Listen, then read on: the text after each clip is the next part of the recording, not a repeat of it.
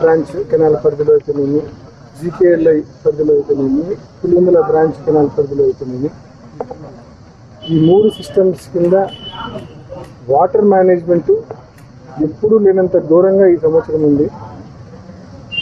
ఇప్పటికే ఒకవైపు శ్రీశైలం నిండుగా ఉంది, ఒకవైపు గండికోట సుమారుగా ఫుల్ ఉంది, సిబిఆర్లో దాదాపు 6 టీఎంసీలు ఉన్నాయి, పైడిపాలెంలో సుమారుగా వాటర్ ఉన్నాయి. అన్ని రిజర్వాయర్లలో పుష్కలంగా నీళ్లు ఉన్నప్పటికీ కూడా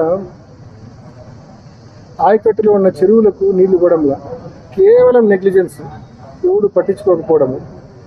ఎన్నోసార్లు ఫోన్లు చేసినాం, ఎన్నోసార్లు రిక్వెస్ట్ చేసినాం, కానీ ఎవడు పట్టించుకోని పరిస్థితుల్లో ఈరోజు మరి డిఈ ఆఫీస్కి వచ్చి, లింగాల బ్రాంచ్ కెనాల్కి సంబంధించిన డిఈ ఆఫీస్కి వచ్చి ముఖ్యంగా ఎర్రబెల్లి చెరువుకు, భూమేగారపల్లి చెరువుకు సత్వరమే నీళ్ళు ఇవ్వాలని చెప్పి మనవి చేయడం జరిగింది. ఒక్క ఎర్రబెల్లి చెరువు అనేది ఈ మధ్య మీరు వీడియో కూడా చూసి ఉంటారు. ఎర్రబెల్లి చెరువుకి ఇస్తే కన్నా దాదాపు దాని బెనిఫిట్ 10 గ్రామాలకు ఉంటుంది. అటువంటి ఇంపార్టెంట్ ట్యాంకుకు 2 నెలలుగా రిక్వెస్ట్ చేస్తున్నాం.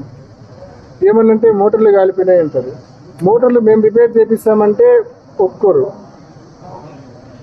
గవర్నమెంటే చేపియాలా, కూటమి నాయకులే చేపియాలా, వాళ్ళు చేయరు. మనం చేసే వాళ్ళను మనల్ని చేయలేరు.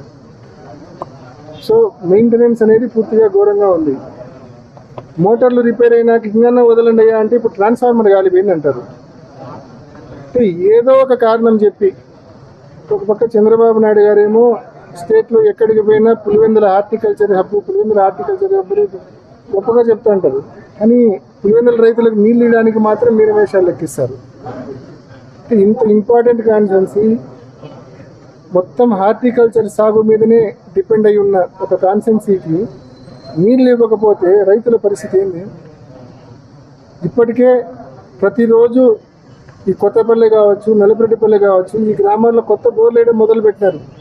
రోజు 15-20 కొత్త బోర్లు వేస్తున్నారు. అంటే ప్రతిరోజు రైతులకు 40 లక్షల రూపాయలు ఖర్చు అవుతా ఉంది.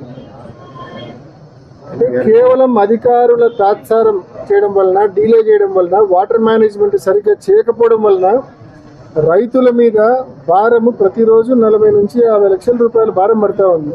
పోనీ అంత భారం పెట్టి బోర్లు వేసినా నీళ్లు పడతాయో లేదో మళ్ళీ తెలియదు. సో ఇటువంటి పరిస్థితికి పులివెందులను తీసుకొచ్చారు ఈ కుటుంబ ప్రభుత్వం.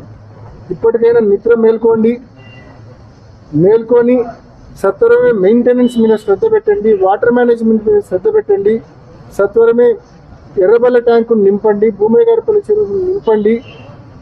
నియోజకవర్గంలో ఈ 3 సిస్టమ్స్ కింద ఉన్న అన్ని చెరువులను నింపండి అని చెప్పి ఈ ప్రభుత్వాన్ని గట్టిగా డిమాండ్ చేస్తూ ఉన్నాం, అధికారులను మనవి చేస్తూ ఉన్నాం.